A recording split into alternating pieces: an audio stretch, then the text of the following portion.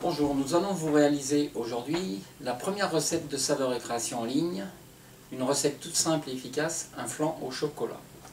Pour faire ce flan au chocolat, nous avons mis en place du lait, des œufs, du chocolat 70% en petites pistoles, du cacao poudre, de la maïzena et du sucre. Tout au long de ces recettes, nous allons vous donner des astuces et des tours de main pour mettre en condition une bonne recette. Alors, je vais mettre à chauffer mon lait. Donc j'ai divisé mon lait en deux parties. Je garde 3/4 du lait à chauffer dans une casserole et 1/4 de mon lait froid. Cette recette est simple et efficace, mais elle va vous permettre de réussir sans aucun problème. Dans ce lait, je vais ajouter un tout petit peu de sucre pour justement la première astuce, pour éviter que le lait ne colle. Dans ce lait, je rajoute le cacao poudre. Le but de mettre du cacao poudre dans cette recette, c'est simplement de donner avec le cacao poudre un petit peu de couleur. Car le parfum de chocolat va être donné par la couverture de chocolat.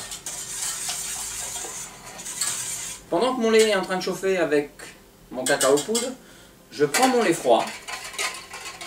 Dans ce lait froid, je vais incorporer la maïzena.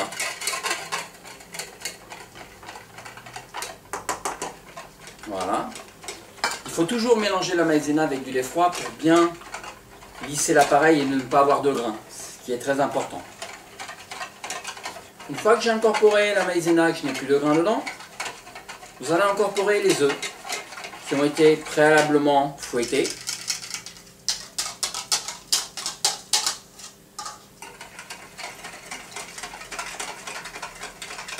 Alors, je vais me munir d'une petite maryse.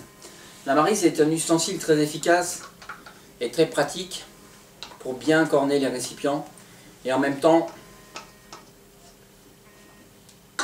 nous permet de bien travailler. Et une fois que j'ai mis donc mon lait froid, ma maïzena, mes œufs, je vais ajouter un petit peu de sucre. Alors vous allez voir tout au long de ces recettes, je fais une pâtisserie et je vais vous donner des astuces pour faire une pâtisserie de moins en moins sucrée. Car aujourd'hui, on a tendance à baisser le niveau du sucre.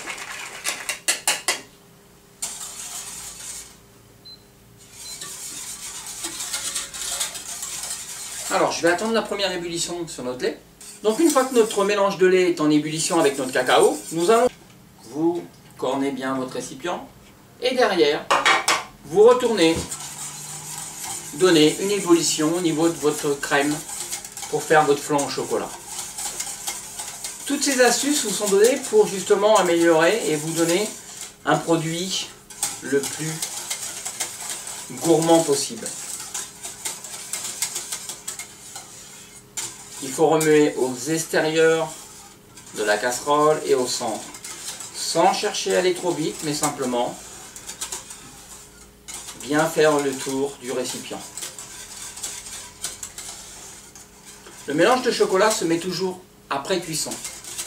Pourquoi? Tout simplement, si on avait mis le chocolat dans la casserole, on se retrouverait avec des goûts un petit peu de brûlé et qui seraient désagréables à la dégustation.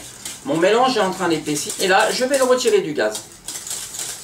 Donc comme je vous ai expliqué tout à l'heure, le cacao donne simplement le parfum. Mais c'est vraiment le goût du chocolat qui va apporter notre saveur.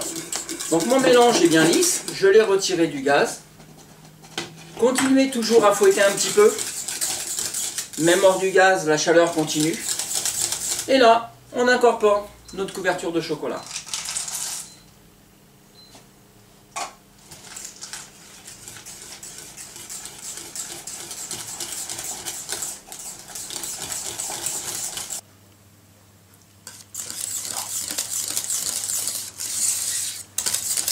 Bien lisser le mélange, de façon à obtenir un mélange bien lisse et homogène.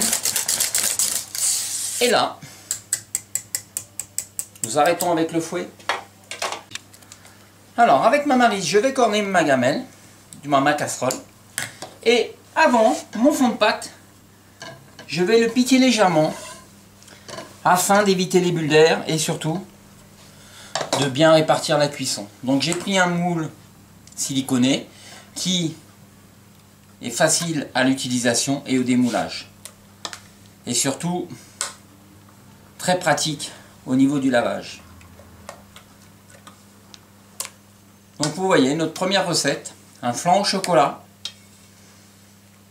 Très simple, très facile, avec quelques petites astuces. Avec la Maryse, vous lissez légèrement votre appareil et nous allons enfourner notre flan 20 minutes au four à 180 degrés et nos enfants et nous-mêmes nous pourrons le déguster. De préférence, positionnez-le au milieu de votre four de façon à bien répartir la chaleur.